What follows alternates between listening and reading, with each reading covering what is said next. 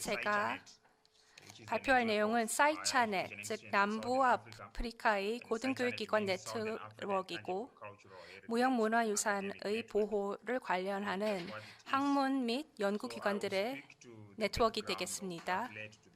이것을 어떻게 우리가 기획하게 되었는지도 설명하고 앞으로 무엇을 할 것이고 지금까지 무엇을 해왔는지, 최근 코로나19 때문에 당면한 도전 과제는 어떻게 해결하는지 얘기하겠습니다.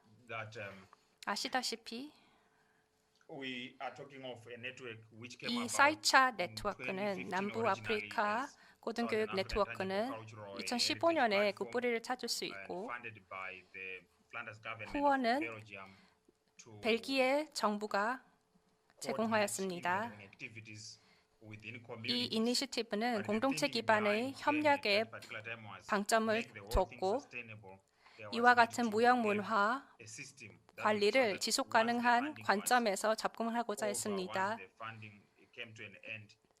벨기에의 자원이 소진된 다음에는 어떻게 할까 고민을 하다가 여전히 열정을 가진 회원들이 사이차 네트워크로 전환하여서 이어가자 하고 얘기를 하게 되었습니다. 그래서 2018년부터 이 지금 사이차 네트워크의 모습을 띠기 시작했고 앞서 크리스티나 발표자님이 말씀 주셨던 것과 어느 정도 일맥상통합니다. 현황 조사를 통해서 남부아프리카에서 무형유산이 어떤 식으로 관리되어 있고 어떤 부족한 점이 있는지 얘기를 하게 되었습니다. 회원국에는 보츠와나, 에스와티니, 과거 스와질랜드, 레소토, 말라위, 나미비아, 잠비아, 짐바브웨가 공동체로서 참여하게 되었습니다. 이와 같은 현황 조사에서 우리가 알게 된 것은 네트워크가 필요한 점을 재확인하였고 이를 통해서 무형유산 대학교 차원에서 프로그램을 기획하는 것이 중요하다 합의하게 되었습니다. 이 현황 조사에서 우리가 또다시 확인할 수 있는 것은 남부아프리카에서 체계적인 무형유산 보호에 대한 교과목이 설계되어 있지는 않았다는 점을 알 수 있었고 아프리카 언어 및 문학 차원에서 그 일환으로 무형유산이 얘기하고 있었지만 또 일부 대학원 차원에서 예를 들자면 문화 정책 이런 보다 다른 의미의 특히 유형 문화 유산에 집중하는 교과목의 일환으로서 무형유산을 살짝 다루는 정도에 불과했습니다. 또한 학생 차원에서는 대학원 혹은 박사 과정에서 무형유산에 관심을 가져도 체계적인 설계된 교과목이 없는 점에서 굉장히 아쉬운 점을 피력하였습니다. 다만 잠비아 대학 국립대학교에서 학부 차원에서 무형유산 교과목이 있었으며 유네스코 후원하에 설계된 교과정이었으며 그것은 2019년부터 프로그램이 진행되었으며 2020년이 두 번째 해가 되겠습니다. 2018년에서 우리가 사이차 네트워크의 뿌리를 찾는다면 그때 우리가 협의했던 방향은 바로 고등교육, 특히 대학교 차원에서 체계적으로 설계된 또 고등교육 기관 간의 지속적이고 안정된 협력이 무형유산 보호에 대한 교과목 구축에 크게 기여할 것이라고 합의를 하게 되었습니다. 그리고 새로운 교과목을 설계하여서 고등교육 과정에서 무형유산과 유형유산뿐만 아니라 무형유산의 중요점을 다시금 강조하여 학생들의 인식도 제고할 수 있는 효과를 낼 수 있을 것입니다. 여기서 또 한 번 확인할 수 있었던 점은 우리가 지금까지 경험했던 사이차 네트워크의 전체적인 움직임에서 본다면 대학교나 어떤 대학원에서도 공동체와의 아웃리치 활동의 일환으로서 채택 준비된 예산 등을 무형유산 보존에 활용되는 경황이 포착되었지만 이것은 지속 가능한 시스템이라고 하기는 어렵습니다. 물론 공동체와의 협력을 통해서 무형유산 보존을 이어가는 것은 가장 중요한 전략입니다. 하지만 우리가 또 한 번 집중해야 되는 것은 공동체는 정확히 어떤 니즈를 가지는지, 그것은 그리고 이어서 단순히 대학원 차원이 아니라 학부와 연결되는 지속성이 있는 교육 과정을 어떻게 설계할 수 있는지 얘기를 해야 합니다. 사이차 네트워크의 공통 과제에는 학계 내에서 또는 연구자들이 다양한 기관을 오가면서 연구의 폭을 넓힐 수 있게 해야 하며 다양한 전문 분야를 아우를 수 있는 무형유산의 공통 주제를 찾아야 합니다. 예를 들자면 경제학을 전공하는 학생도 분명히 무형유산 보존이나 그 지속 가능한 관리에 기여할 수 있는 부분이 있기 때문에 무형유산을 교과목을 자리 잡는 데 있어서 설계하여 자리 잡게 하는 데 있어서 다학제적인 접근을 다시금 강조하고 싶습니다. 물론 공동체의 니즈를 여기에 정확히 잘 녹여내야 되는 것도 중요하죠. 여기서 사이차 네트워크의 어떤 정신을 다시 설명드리고 싶습니다. 그것은 학문의 증진뿐만 아니라 어떤 그 학문 밖에 계시는 다양한 전문가들도 자연스럽게 네트워크의 일환으로서 참여하여 다양한 초점을 수용할 수 있는 굉장히 유연하고 민감하게 반응한 네트워크를 구축하고 싶습니다. 무형유산의 보존이라는 것은 다양한 관점이 있을수록 훨씬 더 견고한 전략을 구축해 나갈 수 있습니다.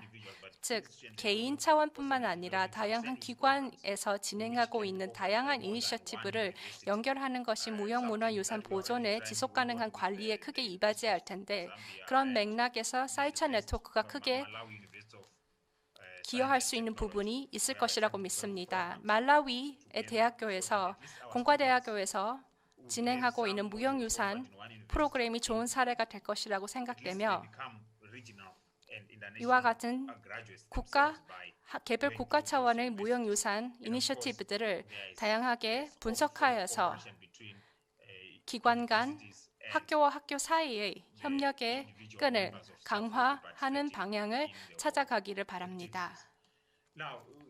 이어서 코로나19에 대한 얘기를 조금 해보겠습니다. 물론 모두가 피해를 보는 상황입니다. 사이차 네트워크 역시 예외가 아니었습니다. 말라위에서 최초의 컨퍼런스를 계획하고 있었지만 일단 포기할 수밖에 없었습니다. 물론 이동 제한이란 봉쇄령 같은 국가적인 문제 때문에 실제적으로 할 수가 없었고 하지만 이것을 완전히 포기하지는 않고 기술적인 도움을 받는다면 컨퍼런스를 궁극적으로 시간이 된다면 도전 과제가 있더라도 해결을 해나가면서 여전히 진행했으면 합니다. 물론 아프리카는 기술적인 접근성이 제한되어 있기 때문입니다. 왜냐하면 기술적인 인프라가 제반 시설이 다른 지역에 비해서는 조금 부족한 편이 있기 때문에 컨퍼런스 하나를 위해서 기술적 기반을 완전히 처음부터 구축한다는 것은 물론 감당하기 어려운 비용을 의미하기 때문에 우리가 생각해야 되는 변수가 굉장히 많기는 합니다. 하지만 사이차 네트워크의 굉장히 중요한 시점, 즉 시작하고자 하는 이 중요한 시점에서 이 컨퍼런스를 포기하면 안 되고 IT 전문가들이나 다양한 후원자들과 함께 이 컨퍼런스를 남부 아프리카라는 여건 안에서 최대한 성공적으로 진행할 수 있는 전략을 찾고자 합니다. 그것이 성공적으로 날짜가 잡힌다면 여러분들을 초청하여서 이렇게 온라인으로 다시 만났으면 합니다. 사이차 네트워크의 멤버들이 이런 식으로 또 코로나19의 해소, 백신의 개발 집단 면역이 이루어지는 시점을 기다리는 와중에서도 어떤 손 놓고 있는 그런 전략은 아닙니다. 왜냐하면 팬데믹이 진행한다 하여서 무형문화 유산을 보호해야 하는 어떤 그런 필요성이 사라진 것은 아니기 때문에 지금 이 현실에서 우리가 추진할 수 있는 이니셔티브, 즉 현지 식물종을 사용하는 소독제와 같은 남부 아프리카만이 제공할 수 있는 코로나19를 해결할 수 있는 방법 등을 찾아보고 있습니다. 혹은 어떤 건강보조제, 약초 음료 같은 것이 전통적으로 우리 지역에서 계승되어 오고 있었던 것이 면역의 증진에 기여할 수 있는 음료나 보조제가 어떤 것이 있는지 그런 지식을 우리가 조사하고 모으고 있습니다. 물론 우리는 공동체와 가능하다면 최대한 연락을 취하면서 이 코로나19 상황에서 어떤 식으로 생존해 나가고 있는지를 얘기를 하고 있습니다. 왜냐하면 우리가 어떤 한센병이나 평진 같은 지역 내의 집단 발병 현황을 과거에 경험했던 적이 있고 그것과 대비하여서 코로나19는 어떻게 이들이 생존해 나가는지 지역 공동체와 우리가 계속 소통을 이어가고 있습니다.